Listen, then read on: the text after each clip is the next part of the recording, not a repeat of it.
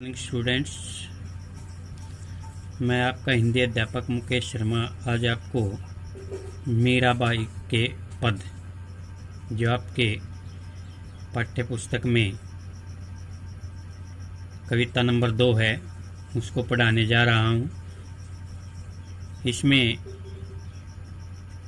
कविता पर जाने से पहले हम मीराबाई द्वारा रचित इन पदों के बारे में जानना चाहेंगे कि मीराबाई का जन्म 1498 में 1498 में मारवाड़ रियासत के कुड़की गांव में हुआ था। वे शगुन भक्ति काव्य की महत्वपूर्ण कवयित्री रही हैं। उनकी काव्य रचनाओं में उनके जीवन का विशेष परिचय तो हमें नहीं मिलता, फिर भी जहाँ तक हमें उसके बारे में जानकारी मिली है वे बचपन से ही श्री कृष्ण की उपासिका थी। संत रैदास उनके गुरु माने जाते हैं। इनका विवाह राजस्थान में मेवाड़ के राजवंश में हुआ, लेकिन शीघ्र ही विधवा हो गई और मंदिरों में जाकर साधु संतों की संगति करने लगी थी। श्री कृष्ण को ही वे अपना पति मानती थी। अनेक बाधाओं को पार करते हुए, अनेक बाधाओं के बावजूद भी उसने श्री कृष्ण की भक्ति नहीं छोड़ी। 1546 ईस्वी के लगभग इनका देहांत हुआ था। ठीक है, इनकी रचनाएं जो मिलती हैं हमें उसमें नरसिंह जी का मायरा, राग गोविंद और राग शोर्ट। ठीक है, उन्होंने श्री कृष्ण की भक्ति पर बल दिया है। माधुर्य भक्ति की है उन्होंने। संयोग और वियोग दोनों का सामंजस्य हमें दिखाई देता है। सामाजिक और वैचारिक बंधनों का विरोध किया उन्होंने। लोक निंदा की परवाह न करते हुए भक्ति के मार्ग पर अविचल आगे बढ़ती रही है। सचमुच उन्होंने नारी मुक्ति की आवाज़ जो उठाई, नारी मुक्ति की आवाज़ बनकर जो उभरी, मीराबाई विशेष रूप से युगों युगों तक जानी जाएगी।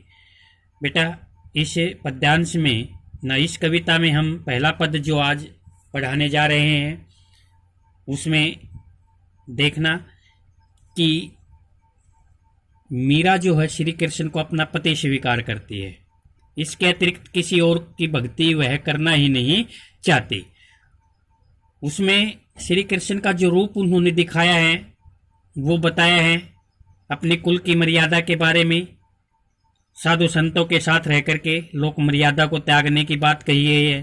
प्रेम रूपी बेल जो उसने श्री कृष्ण के रूप में बोई है उसको किस प्रकार से उसने आंसुओं के जल से सींचा और आनंद फल उन्हें प्राप्त हुआ। ठीक है, श्री कृष्ण के प्रमुख सार तत्वों को उन्होंने ग्रहण किया और अंत में ये दिखाया कि भाई किस प्रकार से वह जो भगवान के भक्त होते हैं बेटा, उनको देखकर तो वह राजी होती है, लेकिन उसे पागल या स्वार्थी संसार को देखकर वह रोती है।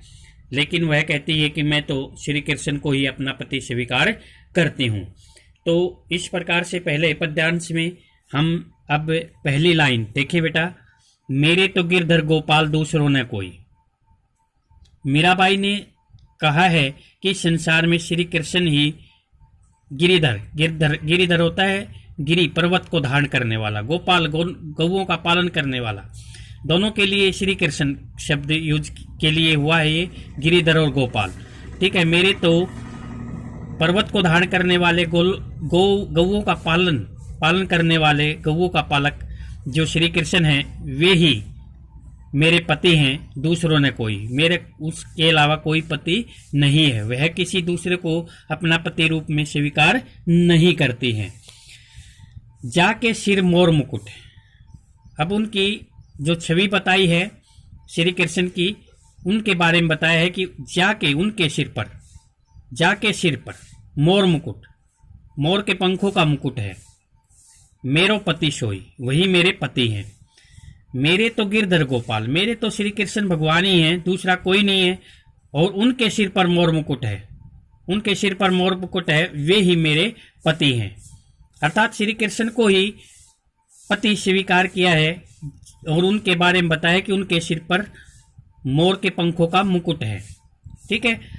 छाड़ी दई कुल की कहानी, छाड़ी दी का मतलब छोड़ दी है, छाड़ी दई, छाड़ी छोड़ देना, कुल की, कुल माने कुल, कुल होता है बेटा अपना जो परिवार होता है, कुल की मर्यादा, उसकी, कहानी माने मान सम्मान मर्यादा को, मान मर्यादा को, परिवार की मर्यादा है, कुल की मर्यादा है जो है, ठीक है, उसको मैंने छोड़ दिया है। कहा करिए कोई, मेरा कोई क्या कर सकता, कहा क्या कर सकता, करिए कोई, कोई कर सकता है, मेरा अब कोई कुछ नहीं कर सकता, अर्थात मुझे किसी की कोई परवाह नहीं है।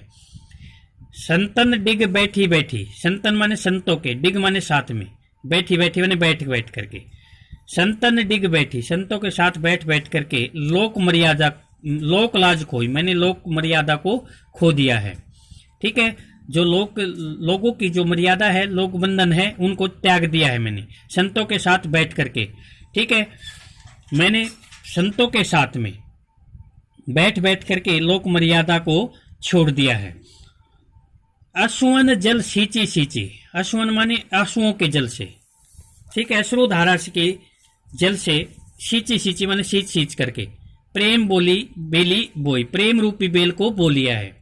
ठीक है। प्रेम रूपी जो बेल है उसको मैंने बोया और आंसू की धारा से, अश्रु धारा से, अपनी आंखों की धारा से जो जल निकला उससे मैंने उसको सींचा है। प्रेम रूपी बेल बोई और फिर उसको अश्रु धारा, ठीक है, अश्रु धारा से क्या किया है, उसको सींचा है। अब तय बेल फैली गई, अब ये बेल जो है बेटा, कौन सी बेल, प्रेम रूपी बेल। ठीक है। प्रेम बेली का मतलब प्रेम रूपी बेल।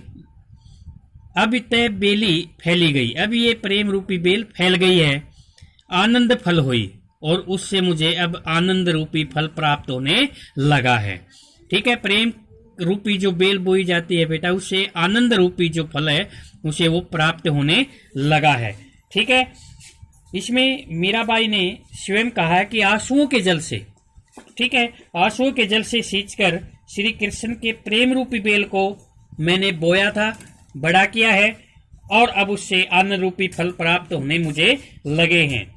जो कहना चाहती है मीराबाई कि मीरा ने समाज द्वारा दिए गए सभी कष्टों को सहकर और आंसू बहाकर, सभी कष्ट दिए जो लोगों ने उन्हें भी सहा है और आंसू बहाकर श्री कृष्ण की भक्ति की थी।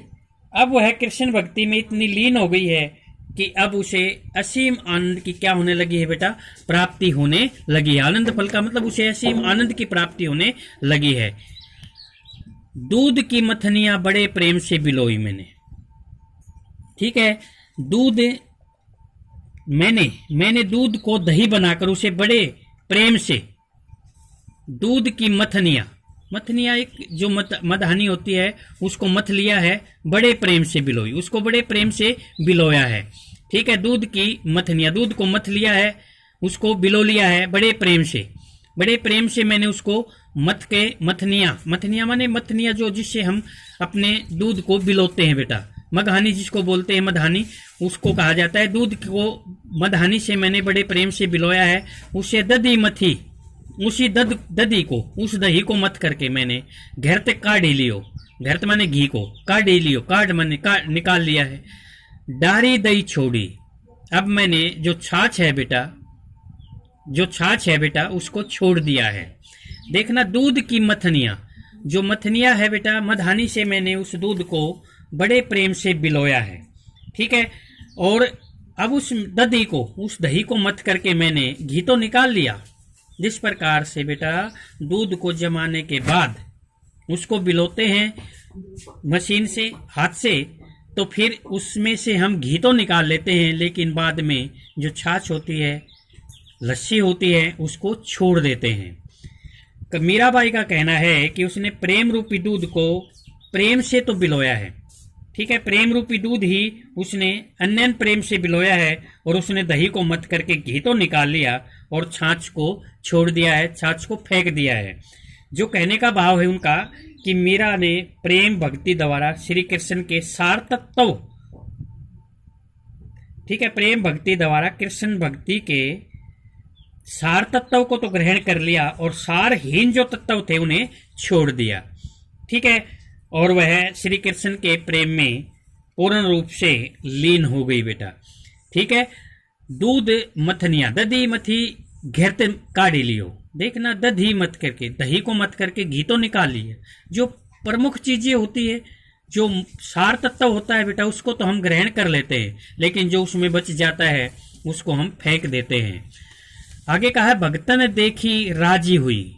भक्तों को देख करके, कौन से भक्त? जो भगवान से के भक्त होते हैं बेटा, भगवान के प्यारे होते हैं, जो भगवान से प्रेम करने वाले जो लोग होते हैं, उनको देखकर तो वह राजी हुई। राजी माने खुश होती है, प्रसन्नता होती है।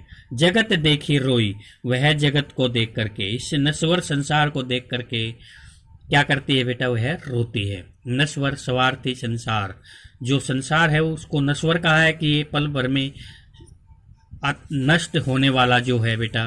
कहने का मतलब है कि पल भर में बदल जाता भी है, नष्ट भी होता रहता है, नव निर्माण होता रहता है इसमें। तो उस चीज को देखकर कहती है कि मैं भक्तों के भक्तन देखी राजी हुई। भगवान के भक्तों को देखकर तो राजी होती हूँ, लेकिन इस नश्वर संसार को देखकर रोती हूँ। दासी मीरा लाल गिरधर, लाल गिरधर, गिरधर वही गिरी को धारण करने वाला, कहता है कि हे भगवान कृष्ण, मुझे इस संसार से तारो अब तो मोही, अब मुझे इस संसार से पार लगाओ। दासी मीरा बाई कहती कि मैं तो आपकी दासी हूं, ठीक है, मैं तो आपकी भक्ति हूं, मुझे दासी को तुम इसे नश्वर संसार से क्या करो, पार उतारो बेटा। ठीक है, मीराबाई ने कहा है कि मुझे इस नश्वर संसार से पार उतारो। फिर देखना बेटा, इसमें एक बार, इस संसार में श्री कृष्ण ही मेरे पति हैं, दूसरा कोई नहीं है। उनके सिर पर मोर के पंखों का मुकुट है, उसे ही मैं अपने पति रूप में स्वीकार करती हूँ। मैंने कुल की मर्यादा को छोड़ दिया है, चाहे अब कोई मेरा क्या कर सकता है, अर्थात मैं अब किसी की परवाह नहीं करती हूँ। साधु संतों के साथ बैठने लगी हूँ, संतों के साथ में ही बैठी रहती हूँ मैं, और मैंने अपनी लोक मर्यादा को भी खो दिया है। अब प्रेम रूपी जल न अश्रु जल माने अश्रु धारा, जो आंसू को रूपी जो धारा है उससे को सींच करके मैंने प्रेम रूपी बेल को बोया है, और अब यह प्रेम रूपी बेल जो है वो फल फूल गई है और उससे आनंद रूपी फल प्राप्त होने लगे हैं। अब आगे कहता है कि दूध की मथनियां, मैंने दूध को मधानी से बिलो लिया, बड़े प्रेम से बिलोया, बड़े प्रेम से उसको बिलो लिया है। दूध को मैंने बड़े प्रेम से मधानी से बिलोया है उसको, और उस दही को मत करके मैंने घी तो निकाल लिया, लेकिन जो छाछ है बेटा, लस्सी है, दही है ना, लस्सी है, जो उसको छोड़ दिया है। भक्तन देखी राजी हुई, जो भगत हैं, भगवान के प्यारे हैं, भगवान की भक्ति करते हैं, उनको देखकर तो मैं राजी होती हूँ, लेकिन इस नश्वर संसार को देखकर मैं रोती हूँ। मीराबाई कहती है कि हे गिरधर, मैं तो आपकी दासी हूँ, अब मुझे इस नश्वर संसार से पार लगाओ। तो बेटा ये पद्यांश आपने पढ़ा, इस आधार पे अब आप 10 छोटे क्वेश्चन नोट करेंगे बेटा। 10 छोटे क्वेश्चन हैं। पहला क्वेश्चन आप नोट करें कि मीराबाई किस प्रकार की भक्ति में विश्वास रखती थी।